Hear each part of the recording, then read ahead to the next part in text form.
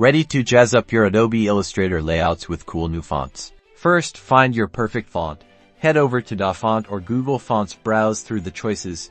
Use the style filters like sans serif, serif, or script to find the perfect one. When you found the one, tap the download link. Once the download is complete, find it in your downloads folder. Right-click the zip folder to extract it. Extraction will create a fresh folder with the font files, the TrueType TTF or OpenType OTF files.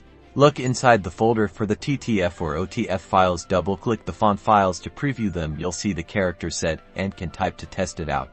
Inside the font preview, there's a big install button. Click it to install the font. Now the operating system installs it. You'll be able to use the font in most programs now.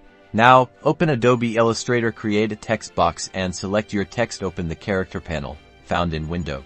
In the character panel, tap the font drop-down, scroll to look for, and tap the new font. Voila! Now you've got a new font in Illustrator. You've successfully added unique fonts to your design toolbox. Now get creative and make amazing designs. Like, subscribe, and hit the notification bell for more design tips.